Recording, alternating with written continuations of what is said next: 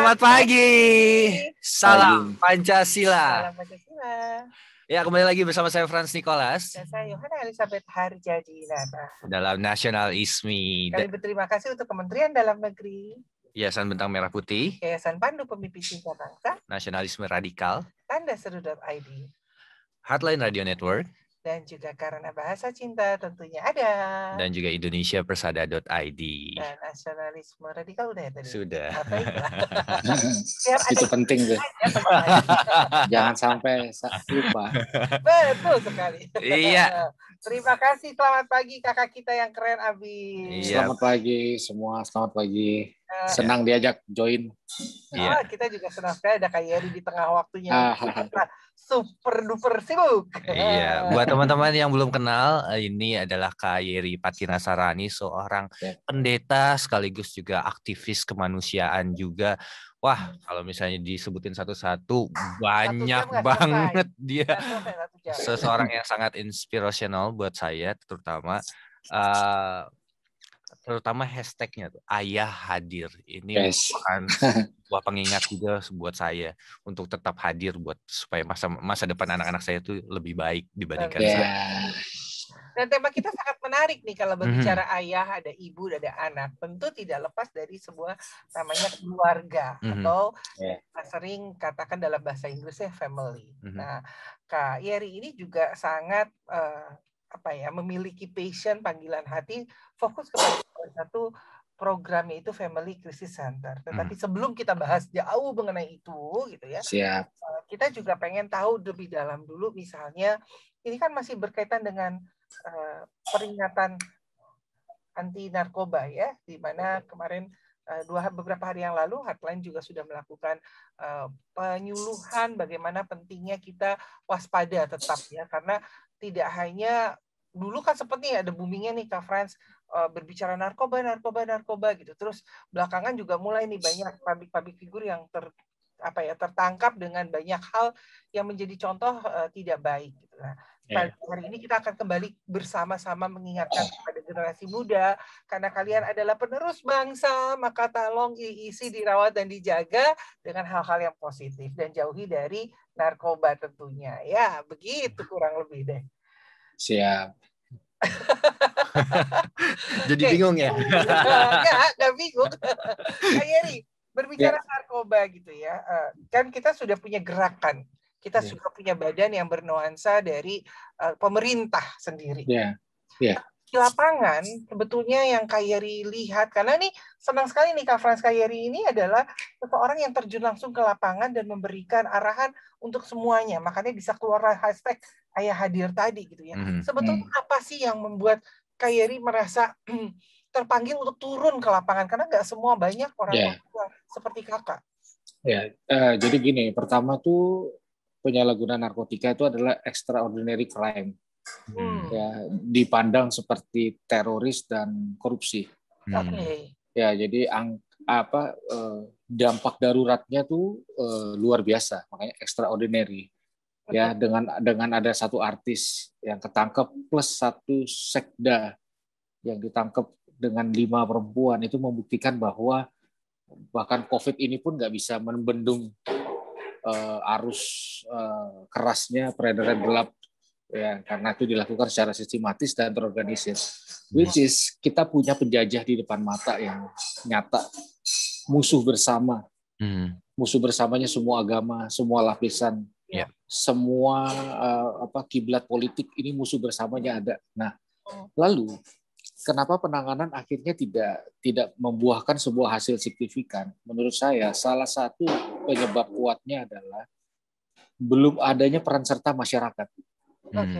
Itu makanya semangat nasionalisme itu harus di front line, harus di depan, karena tidak mungkin ada kesadaran akan peran serta masyarakat kalau kecintaan akan negaranya pun minim gitu.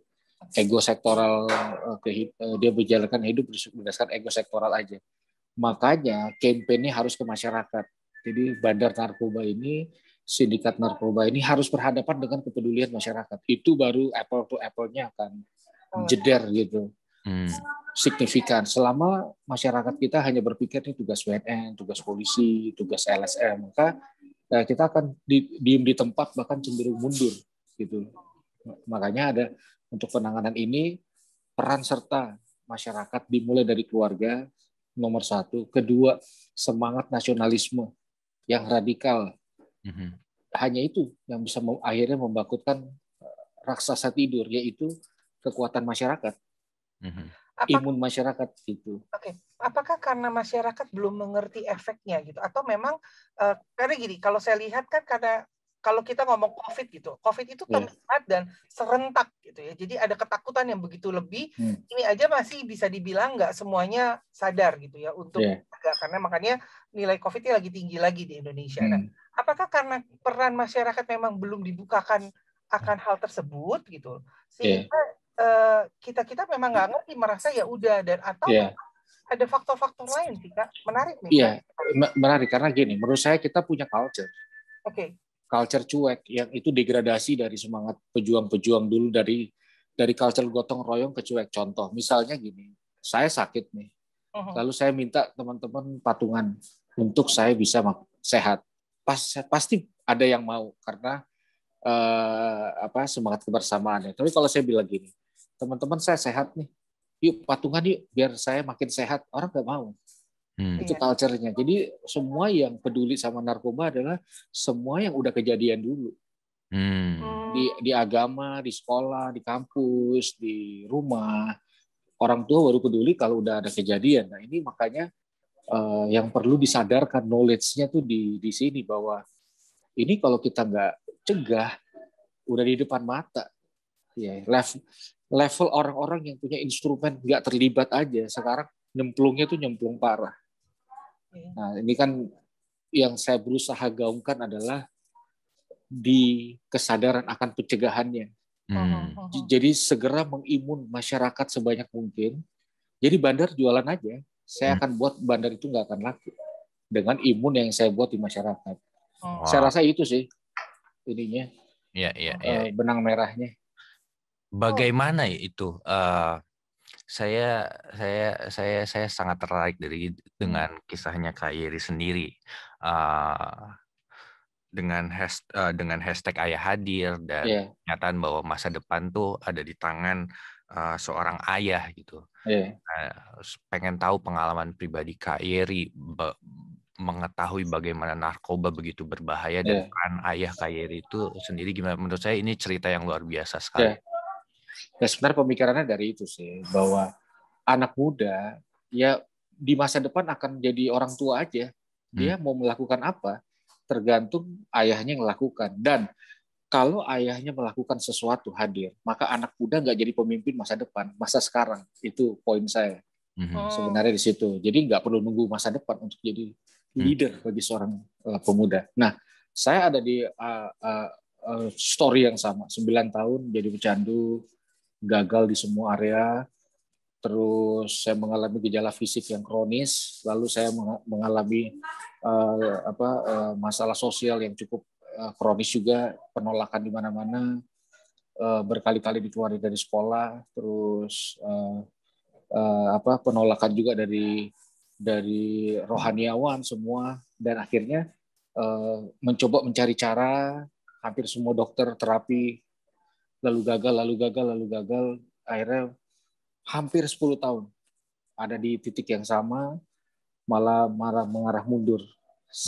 Lalu perubahan mulai terjadi ketika papa saya, seorang public figure, atlet sepak bola, pelatih bola, dan komentator bola, beliau dinobatkan sebagai Bapak Futsal Indonesia. Kayaknya belum ada deh orang yang gila bola seperti papa saya itu belum ada. Mau Piala Eropa nih orang segila apa, setengahnya pun nggak ada. Papa saya itu bola udah kayak agama lah, begitu.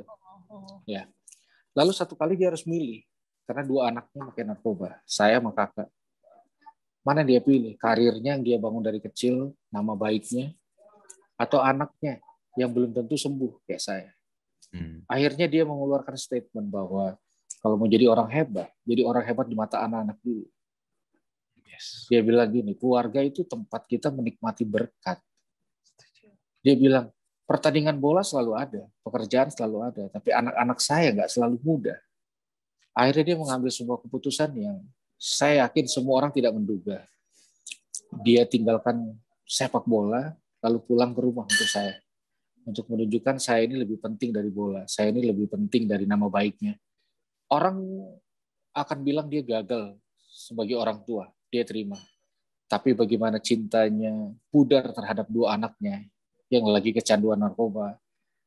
Oh dia nggak mau. Dan itu perjuangan panjang gitu loh. Istilahnya hari-hari itu kayak kita doa, belum amin, dompetnya udah saya jual, jam tangannya, pialanya, cincin kawinnya, semua penghargaan-penghargaannya dia. Terus ya satu kali tuh saya digebukin rame-rame. Nah ini yang saya nggak pernah lupa. Saya anggap ini legacy dari ayah saya. Lalu papa saya dipanggil ke sekolah. Dan waktu papa saya ke sekolah, kami berdua diteriakin maling. Jadi kalau Gelora Bung Karno teriakin papa saya hebat, ya itu kita udah bosen lah. Tapi hari itu papa saya diteriakin maling, benar-benar literally maling. Di tengah hujatan maling, tiba-tiba dia rangkul saya, terus dia bilang gini, kamu bukan maling ya, kamu tuh anaknya papa, angkat muka kamu, jalan lagi. Lalu saya menemukan, ini garis pentingnya, saya menemukan sesuatu yang lebih dahsyat dari narkoba, yaitu penerimaan, pengampunan, cinta, kasih, rangkulan, pelukan, dan sejak hari itu muncullah sebuah semangat bahwa saya mau sembuh buat papa saya. Saya akan lawan, saya akan lewati semua konsekuensinya. Dan tidak lama kemudian saya pulih, kakak saya pulih. Jadi kalau saya kutip ya, ini kan sekalian edukasi juga. Kalau ada yang pengen tahu rasanya narkoba tanpa menggunakan, saya bisa kasih tahu. Ini paling mendekati lah, paling mendekati. Jadi rasanya narkoba itu sama seperti seorang anak yang sering dipeluk, dicium sama papanya. Jadi kalau anak itu dipeluk, dicium, mereka akan bereaksi seperti orang pakai narkoba. Makanya kalau seorang ayah hadir, dia rangkul, dia peluk anaknya, saya yakin anaknya nggak akan sentuh narkoba. Karena mereka akan lebih memilih sentuhan ayah. Nah itu saya bilang, kalau keluarga berfungsi, anak-anak nggak perlu dibawa ke rehab. Peran serta orang tua terlebih dahulu, baru kita masuk ke pedulian masyarakat. Nah sebenarnya core-nya di situ sih. Wow, cerita yang luar biasa. Saya rasanya juga bangga bisa kenal dengan almarhum ayah waktu itu sama-sama satu kegiatan. Ini cerita yang luar biasa Kak Fras. Jadi saya sebetulnya nggak tahu Kak Yeri ini anak dari almarhum gitu ya. Kita ngobrol, kenalan, cerita udah berjam-jam gitu. Ternyata anaknya, saya kenal papanya dan saya tahu banget nama harum beliau dunia futsal dan olahraga khususnya sepak bola gitu ya. Jadi memang apa yang sudah almarhum lakukan adalah satu contoh bukti bagaimana peran orang tua, peran ayah dan juga peran ibu itu penting dalam pertumbuh kembang anak-anak. Dan itu dan satu kerinduan yang saya yakin asas dari Kak Yeri kembali masuk ke dalam lapangan, memberikan arahan, memberikan motivasi, memberikan jalan gitu, guide, tuntunan supaya tidak sampai itu tadi gitu. Tapi dari semua nih Kak Fran, saya senang sekali punya Kak Yeri yang juga dikatakan mana ada orang sehat minta untuk sehat dibantu. Orang udah sehat sampai dibantu. Nah, tapi ini yang buat saya juga yuk kita sama-sama sehat itu bukan berarti sehat fisik yang terlihat, tetapi juga ada sehat psikologi yang perlu dibantu. Nah, mungkin inilah peran ayah begitu penting untuk memeluk, mencium, memberikan kehangatan yang bukan sekedar sibuk cari uang, tetapi bisa kembali ke rumah, walaupun melukan palingan berapa detik sih ya? 25 detik kali, nggak mungkin sampai 10 menit, itu kan juga jarang sekali. Tapi yang sesaat itu kalau berulang-ulang akan menjadi addicted yang Kak Yeri sampaikan tadi. Dan terima kasih Kak, ini menjadikan kita semua se-Indonesia berharap dalam program ini kita bisa sama-sama belajar pentingnya nilai cinta kasih, pelukan hangat, bahasa kasih salah satu itu adalah sentuhan. Dan itu yang akan melindungi kita, menjauhkan kita dari hal-hal yang negatif tentunya. Ya, dan sebuah survei menarik juga, 90% orang-orang yang masuk penjara itu punya masalah dengan ayahnya. Jadi memang sebuah survei yang cukup kuat juga menunjukkan betapa kuatnya peranan seorang ayah dalam kehidupan masa depan anak-anaknya. Nah, Kak Eri, saya mau nanya lebih lanjut lagi nih. Yeah. Tadi ada kata penerimaan cinta yang membuat Kak Eri akhirnya mau untuk bangkit. Nah, di saat Indonesia dalam keadaan darurat narkoba seperti saat ini, ada begitu banyak orang yang terkena adiksi gitu. Apakah yang harus kita lakukan buat orang yang belum terkena maupun orang yang terkena juga kan bukan berarti kita harus tolak gitu kan, justru harus kita rangkul supaya tidak kembali gitu. Nah, silakan Kak Iri, yang terutama yang sudah terjun ke lapangan pasti tentu lebih tahu gitu. Silakan. Thank you buat pertanyaan. Jadi gini, tema dari BNN untuk Hari Anti Narkoba Internasional tahun ini adalah War on Drugs, perang sama narkoba. Nah, saya pribadi tidak melihat itu efektif. Saya pribadi pandangan personal. Karena perang sama narkoba itu seperti orang kesandung meja, habis itu kita berkata, ayo kita perang sama meja. Nah, effortnya harusnya ngurusin orangnya. Karena sindikat ini, waduh, tuh dari penjara aja bisa memproduksi untuk 15.000 orang per hari. Seorang terpidana mati Freddy Budiman udah membuktikan itu terjadi. Jadi kita harus apresiasi. Menurut saya salah satu polisi narkotika terbaik di dunia ada di Indonesia. Ada Pak Arman Depari, ada Pak Godis Mere, orang-orang yang nggak bisa lolos dah. Tapi misalnya gini, kayak kemarin ya, 1 ton ditangkap, diamankan. 1 ton ini bisa menyelamatkan sekian juta orang. Tapi sekian juta orang ini jadi dokter make, jadi profesor make, jadi ustadz pendeta make, jadi guru make. Tidak diimun, tidak ada effort besarnya untuk mengimun. Jadi kalau menurut saya ranah pencegahan harus tetap jadi di depan gitu. Jadi yang belum kita imun, yang sudah kita rehabilitasi. Makanya saya nggak tahu ya, saya kepengen banget ada revisi undang-undang narkotika itu sendiri, karena kadang-kadang sulit di lapangan dilihat untuk memilah-milahnya, karena idealisnya ya seorang pecandu yang sudah dijustifikasi atau di assessment, dia harus direhabilitasi. Penjara itu nggak punya instrumen untuk pemulihan, karena seorang pecandu itu akan mengalami 3 hal sekaligus. Pertama, masalah fisik, HIV/AIDS, hepatitis C, gagal jantung, gagal ginjal. Kedua, masalah adiksinya, di kecanduan dengan sabu. Lalu ketiga, masalah psikisnya, bisa bipolar, bisa schizofrenia, dan itu berbarengan. Nah, hukuman nggak memenuhi kebutuhan 3 itu, 99% pasti balik lagi. Gitu. Jadi kekuatannya di imun 1, kedua kekuatan rehabilitasi itu yang digaungkan lagi. Kalau saya berpendapat seperti itu sih. Menarik sekali sebetulnya. Kita berbicara imun gitu. Kita kan sekarang ini juga sedang masif ya untuk melakukan kegiatan imun terhadap COVID ya semua. Sampai gotong royong segala macam. Tapi menarik juga kalimat imun tadi, Kak.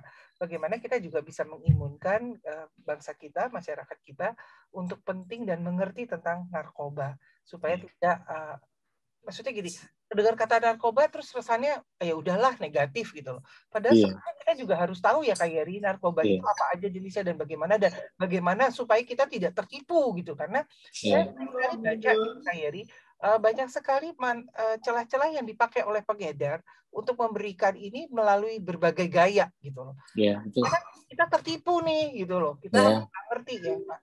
Nah, saya berharap sih gitu ya Indonesia benar-benar bisa mengimunkan diri sehingga tahan dan bisa mengarah menjadi proteksi. Kalau Kak Frans sendiri gimana kalimat imun terhadap narkoba? Ini kalau soal kata imun terhadap narkoba, saya tertarik dengan adiksinya sih. Adiksinya ya. Karena sekarang adiksi bukan hanya narkoba saja, tapi juga ada banyak sekali hal lainnya. Dan saya juga salah satu yang pernah terkena adiksi. Dan saya menyadari betapa sulitnya untuk berhenti. Gitu. Dan itu pertarungannya nggak cuma berhenti, tapi setiap hari. Makanya menarik sekali sekarang ada banyak sekali adiksi. Ada adiksi pornografi, ada adiksi belanja online, ada adiksi games. Nah, makanya apa yang Kak Yeri lakukan dengan Ayah Hadir dan juga Family Crisis Center ini menarik sekali. Sebenarnya apa sih yang dilakukan Kak di sini Family Crisis Center? Ya, jadi gini. Orang kalau disuruh berhenti melakukan tindakan negatif, tapi tidak ditolong untuk melakukan kegiatan positif, itu akan cenderungnya balik. Nah, campaign kita adalah say no to free sex, say no to drugs. Nah, sekarang mereka udah nggak free sex, nggak drugs, terus mau ngapain? Nah, kalau kita nggak bisa memfasilitasi kebutuhan itu, maka sulit sekali untuk mereka bertahan. Makanya saya percaya kayak di Nakal kan banyak kegiatan-kegiatan positif, kreatif. Itu sebenarnya ininya. Instrumen untuk orang keluar dari adiksi. Jadi diarahkan ke satu titik yang lain gitu. Kayak saya sekarang mulai bangun beberapa UMKM untuk mantan pecandu atau orang yang dari penjara. Nolong mereka mulai dari nol, nolong mereka nge-brandingin bisnisnya, nolong mereka untuk bisa memaintain keluarganya, nolong keluarganya untuk bisa nerima. Intinya saya akan rangkul siapa aja yang punya instrumen kreatif, apalagi yang bisa menolong dalam ranah entrepreneur supaya nggak cuma say no, ada say yes-nya. Say yes to sport, art, business, religion atau apa aja gitu. Itu sih. Ya. Jadi fungsi rumahnya di situ. Seperti kebiasaan buruk ya. Salah satu cara untuk menghilangkan kebiasaan buruk adalah menggantinya dengan kebiasaan baik. Iya, itu dia. Tapi menarik ya kalau kan Mas bilang kan ediksi ketergantungan, keterpanggilan rohnya tuh kayak manggil-manggil, ayo lakukan lagi gitu, apapun yang dilakukan. Nah, bagaimana sih Kak Yeri melihat ini untuk contoh gitu ya, banyak orang tua saat ini mungkin punya permasalahan dengan anak-anak yang edik dengan permainan game online. Ya, bagaimana sih caranya tidak hanya narkoba tetapi yang seno tadi itu bisa kita nih para generasi saat ini, adik-adik kakak-kakak kita sebagai contoh bisa memberikan ilmunya untuk adik-adiknya. Jadi nggak hanya orang tua nih, tetapi generasi milenial ini bisa memberikan contoh dan memberikan apa ya? Kalau dia contoh kan artinya dia udah bener nih Kak gitu loh. Terlepas dari gerakan yang kita punya, gerakan nakal dengan kegiatan-kegiatan dan banyak sekali yayasan-yayasan juga melakukan ini. Ini gimana caranya Kak? Iya, jadi gini, kalau saya coba urai dalam pengertian sederhana saya, adiksi adalah seseorang gagal menemukan rasa cukup atau titik cukup. Gitu. Dan rasa dan titik cukup itu pabriknya pasti keluarga. Instrumennya di ruang keluarga. Harusnya di ruang keluarga lah orang menemukan kepenuhan itu. Contoh, saya bukan pemain game, tapi saya pernah satu kali, saya ambil waktu 1 minggu di salah satu warnet populer lah di Jakarta. Hanya untuk pengen lihat apa sih gitu kan. Penasaran saya. Lalu saya berani menyimpulkan bahwa yang didapatkan oleh orang yang menggunakan game online adalah pertama apresiasi, reward. Dan itu kayak membanjiri. Orang bisa dapat ranking, bisa jual karakter, bisa masuk dalam sebuah petualangan yang makanya game sekarang kan beda sama zaman dulu. Makanya orang nggak ada kecanduan congklak, kecanduan main karet. Game sekarang bahkan industri game ini meng-hire psikolog, psikiater yang punya kompetensi hanya untuk memastikan game ini edik. Gitu. Memang harus. Nah, sekarang kalau orang tua pengen anaknya berhenti dari kecanduan game, tapi nggak mau berkontribusi, misalnya bapaknya ambil cuti, jalan sama dia, ngambil waktu, ya percuma. Orang yang dibutuhkan reward sama kebutuhan itunya. Gitu. Nah, kita punya kendala. Culture Indonesia tuh gini, terlihat dari mainan anak-anak dah. Dari kecil, udah dibagi klasifikasinya. Yang mainan baby-babyan, itu pasti perempuan. Laki-laki tembak-tembakan. Jadi dari kecil orang udah dicekokin bahwa laki-laki bukan ngurus anak, itu tugas perempuan. Aneh gitu. Dan akhirnya itu yang berlangsung sampai culture itu berkembang bahwa banyak banget calon ayah, bahkan ayah berpikir bahwa ini bukan tanggung jawab dia. Orang bilang ayah hadir, kalau udah hadir mau ngapain? Saya bilang kalau kamu bapak nggak tahu mau ngapain sama anakmu, satu saat ada orang jahat yang tahu harus ngapain buat anakmu. Saya bilang begitu. Jadi itulah korelasinya antara edik dan living room, ruang keluarga. Wow, thank you. Thank you so much, Kak. Ini kalau dulu saya pernah dapat perumpamannya adalah kalau misalnya kita melakukan segala sesuatu sesuai dengan ajaran agama kita, maka surga akan hadir dalam rumah tangga kita. Dan kalau misalnya surga hadir dalam rumah tangga kita, anggota keluarga tidak perlu mencari surga di luar. Ya, setuju, saya setuju. Apalagi kalau misalnya yang di luar itu ternyata bukan surga gitu, awalnya doang gitu. Yeah. Tapi artinya ini sekarang menjadi PR semua ya, karena generasi penerus bangsa ini kan kaum milenial XYZ ini adalah mencapai ranking 64% saat ini, Kak Frans. Jadi menjaga dan merawat kemerdekaan ini adalah seperti yang tadi Kak Yeri sampaikan, harus kemudian adalah di dalam keluarga sendiri. Dan kalau saat ini mungkin adik-adik kita, kakak-kakak kita, teman-teman kita yang merasa keluarganya belum menjadi surga, seperti yang Afran sampaikan, mungkin tidak ada salahnya mencoba untuk membukakan pintu-pintu itu sehingga orang tua atau kakak adik yang ada di keluarga bisa melihat surganya. Jadi menjadi pelaku dan contoh terlebih dahulu. Gitu ya, Kak ya. Ya betul, setuju saya. Kalau misalnya ingin ada perubahan dalam keluarga, kamu yang jadi perubahan, kamu jadi solusi. Nah, menarik sekali, saya pernah belajar juga soal adiksi ya, kayak itu tuh misalnya kita melakukan sesuatu itu merangsang kelenjar di otak kita untuk mengeluarkan hormon yang bikin kita senang gitu. Sampai kita pengen ngelakuin itu terus menerus supaya rasain senang. Kalau misalnya kita nggak ngelakuin, kita jadi nggak senang kan. Dan karena udah jadi kebiasaan, kalau ibarat kalau jalan setapak di hutan gitu, karena sering akhirnya ada jalannya tuh, jadi makin gampang tuh refleksnya tuh. Nah, salah satu cara untuk berhentinya bener-bener ya kayak jangan dikasih makan. Dulu ada perumpamaan cerita, ada serigala yang baik atau serigala yang jahat dalam tubuh kita. Yang menang yang mana? Yang dikasih makan sama kita itu. Ya, setuju sekali. Nah, ini kembali kepada peran ayah gitu ya. Selain kita sudah mendengar banyak betapa penting, bahkan Pak Yeri juga sendiri merasakan kehadiran seorang ayah yang merubah 180 derajat gitu ya. Kak Yeri melihat itu dan sekarang menjadi seseorang yang wow, keren abis deh pokoknya. Nah, gimana sih menurut Kak Yeri supaya kita nih generasi muda, tadi kan Kak Frans bilang kita mulai dari diri kita sendiri, kita menemukan titik itu gitu loh Kak. Jadi memberhentikan kebiasaan mengeluh gitu ya, tapi dengan berusaha selalu bersyukur atau berterima kasih. Iya, sebenarnya itu kan poin penting dari mengerti identitas diri kita seperti apa sih. Nah, alhasil kan ini sebuah teori yang baik dan menarik, tapi ternyata di praktek di Nusantara, bahkan lagu-lagu daerah pun lebih banyak menghargai ibu dibanding bapak. Ya kan? Jadi berarti gini, kalau salah satu solusi yang sederhana, ya kalau agama udah jelas, semangat nasionalisme harusnya bisa mengcover identitas diri, sekalipun dia nggak dapat dari bapak atau ibunya. Ya selain Tuhan itu jelas. Maksudnya sebagai kalau kita sadar sebagai anak bangsa yang bangsa bisa ada karena perjuangan, bukan kaleng-kaleng. Jadi anak Indonesia bukan kaleng-kaleng. Artinya saya bisa misalnya gini dah. Ketika bangsa ini belum merdeka 100% aja, dalam rancangan undang-undang pun udah ada yang mengatakan seperti ini. Kemerdekaan adalah hak segala bangsa. Artinya kita bukan bangsa egois.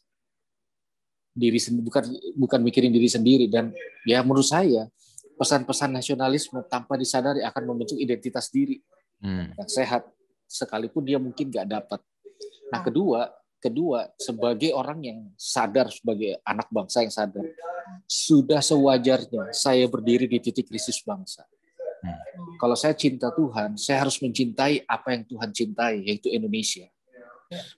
Gitu loh. Jadi kalau Tuhan bangsa ini mau bergerak maju, membutuhkan orang, saya harus jadi orang yang paling siap. Makanya saya hadir di masyarakat, mereka yang membutuhkan dengan kelebihan dan kekurangan. Paling enggak orang-orang tahu bahwa semangat nasionalisme itu ada dan berdampak buat orang itu dengan cara apa. Saya ngurusin orang-orang kayak gini. Dampingin mereka yang di rumah sakit, mereka yang di stigma negatif masyarakat gitu loh. Bahkan ada beberapa yang meninggal karena kasus narkoba pun saya nggak melihat ini sebagai sebuah masalah. saya berstatement bahwa pecandu narkoba adalah anak bangsa yang berhak sehat, berhak punya masa depan. Gitu. Kak, sebelum pertanyaan terakhir, di saat membantu teman-teman yang pernah terkena adiksi narkoba itu, ada kemungkinan kan bahaya untuk kembali lagi, Kak. Justru sangat besar malah untuk ditarik kembali ke jurang yang sama gitu. Apa yang membuat Kakak selama ini kuat untuk tidak kembali, Kak? Jadi gini, saya cerita ya, waktu saya berhenti tahun 2001, saya tuh nggak bisa pulang 2 tahun ke rumah. Karena sindikat narkoba yang saya pernah terlibat di dalamnya, itu sudah menginstruksikan orang untuk mengeksekusi mati saya. Di sayembara saya punya kepala. Puluhan juta yang bisa mendapatkan kepala saya. Makanya saya nggak pulang ke rumah. Lalu dalam mendampingi pun ada risiko. Risiko ke saya, risiko juga ke orang. Ini sekarang ditanya, saya ngomong apa adanya. Saya jarang ngomong ini kalau nggak ditanya. Saya diteror. Keluarga saya diancam, mau dibunuh. Adik saya pernah diancam, mau diperkosa. Terakhir istri saya pun diteror oleh sindikat narkoba. Saya punya risiko, saya terjerumus lagi. Saya turun, saya juga ngadapin tantangan balik. Apa yang buat saya bertahan? Ya tentu selain Tuhan. Saya ingat waktu saya dapat kesempatan bersilaturahmi sama bapak-bapak LVRI, bahwa mereka berjuang. Saya kasih tahu waktu itu ke Pak Nono, Pak, perjuangan masih ada, Pak. Saya masih melanjutkan. Kenapa saya masih mau melakukan, ambil resiko, sekalipun saya juga terancam, karena saya cinta Indonesia, kayak pejuang-pejuang dulu. Itu harga mati saya, itu kontribusi saya. Saya mau paling tidak sampai akhir hayat saya ya orang lihat saya cinta Indonesia. Dan harusnya itu sesuatu yang wajar, natural di hati orang-orang yang cinta Indonesia. Dia akan berkontribusi apa aja, uang, waktu, tenaga, perasaan. Sekalipun ada risiko, saya sudah jalankan lebih dari 15 tahun. Saya ambil resikonya. Saya sampaikan sama istri saya bahkan sebelum menikah. Ya ada risiko orang kayak saya ini. Minimal saya dibilang juga pecandu sama orang lain. Kalau dia gay ya saya dibilang gay. Kalau dia PSK ya saya dibilang pelanggan. Image negatifnya. Tapi ya itulah saya mengingat semangat nasionalis ini kayak kebakar lagi gitu. Bahwa ini bukan kaleng-kaleng. Indonesia memang diperjuangkan dengan cara seperti ini. Jadi maka saya bangga banget waktu itu dapat kesempatan saya ngomong ke bapak-bapak veteran, Pak, perjuangan masih ada, Pak. Bukan cuma saya, malah ada orang-orang yang di gunung-gunung yang nggak kelihatan, yang nggak terekspos spotlight kamera, mereka rela berkorban demi masa depan bangsa dan diwarisinya semangat perjuangan oleh pejuang-pejuang dulu. Gitu. Thank you so much, Kak.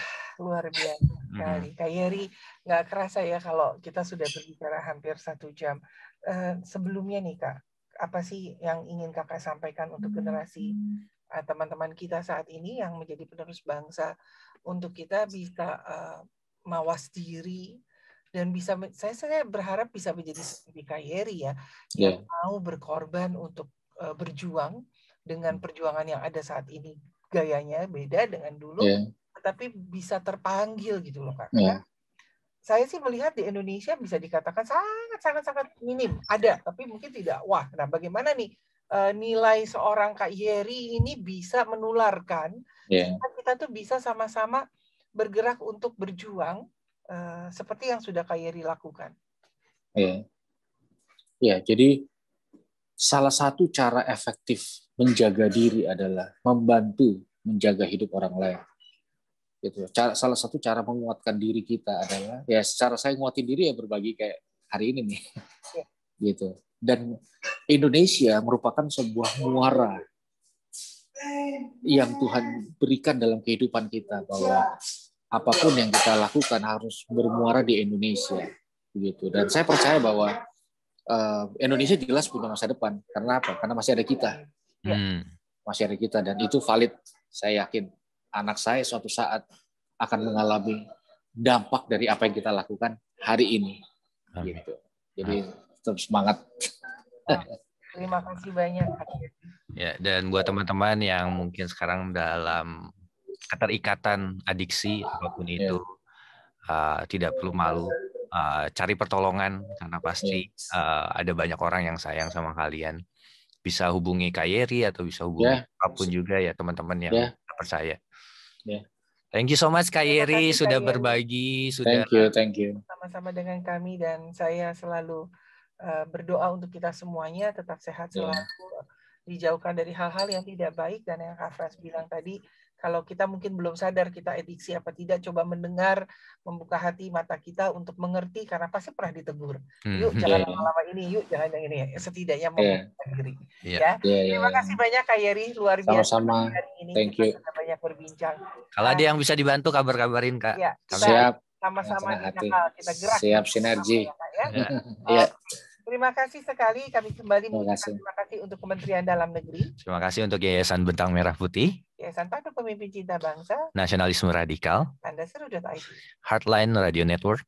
Karena Bahasa Cinta. Dan juga Indonesia Persada.id. Dan akhirnya saya Yohana Elizabeth Hadjadinata. Dan saya Francis Kolas.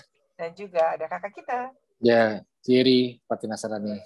Ucapkan selamat pagi. Salam Pancasila.